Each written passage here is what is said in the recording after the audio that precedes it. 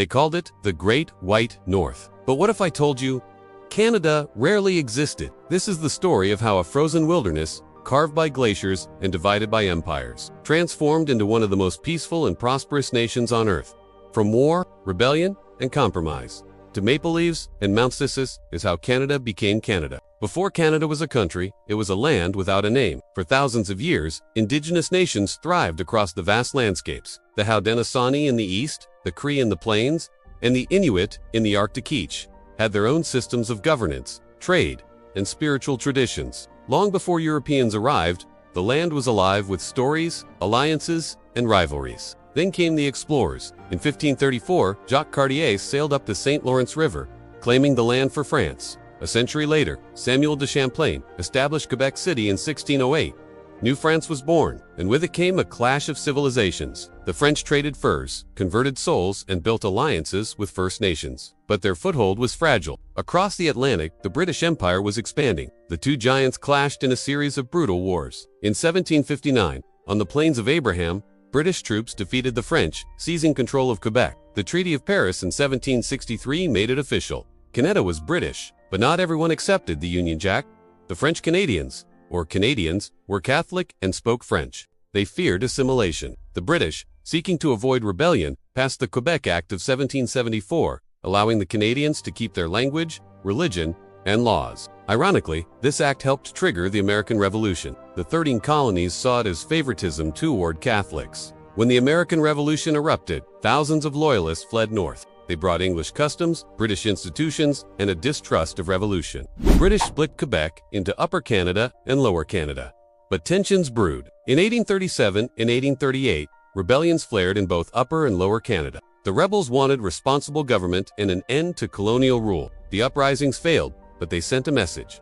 Change was needed. The British responded with the Act of Union in 1841, merging the Canadas into one province. But the divide remained: French and English, Catholic and Protestant, rural and urban. Unity seemed impossible. Then came the push for confederation. By the 1860s, several factors pushed leaders toward unification. First, the threat from the South. After the American Civil War, fears of U.S. expansion loomed large.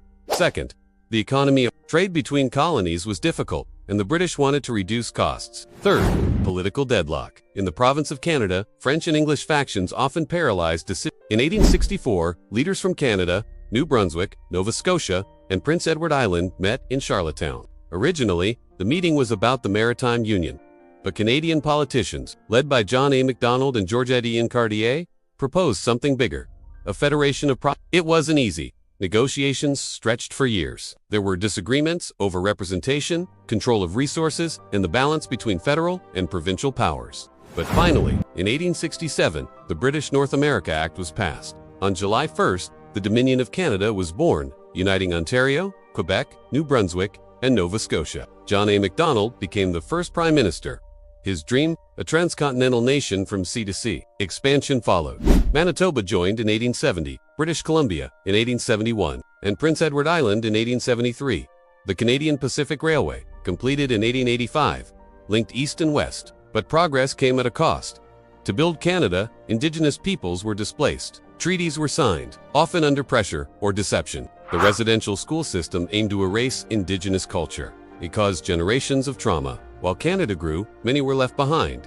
In the West, tensions boiled. In Ibabawu, the lead by Louis Riel rebelled against the government. They demanded recognition of their rights and land.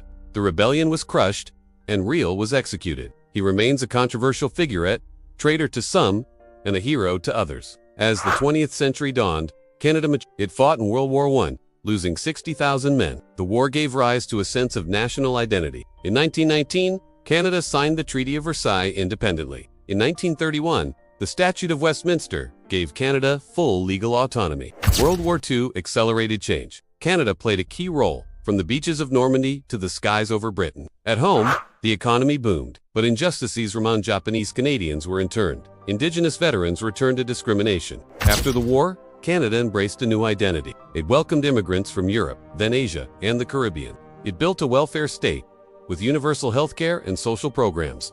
In 1965, it adopted the maple leaf flag. In 1982, it patriated the Constitution and introduced the Charter of Rights and Freedoms. Quebec remained a question mark. In 1980 and 1995, referendums asked whether Quebec should secede. Both times, the answer was no, but barely. The question of unity lingered. Canada also faced its past. Apologies were issued for residential schools. Truth and Reconciliation Commissions were launched. The country began a slow, painful journey toward healing. Today, Canada stands as a multicultural democracy. It grapples with climate change, reconciliation, and a shifting global order. But its journey from colony to country is a testament to negotiation, resilience, and hope. So, how did Canada become Canada? Through compromise and conflict, through visionaries and rebels, through mistakes and triumphs. It is still becoming. Want to learn how Canada almost broke apart in 19... Watch this next video.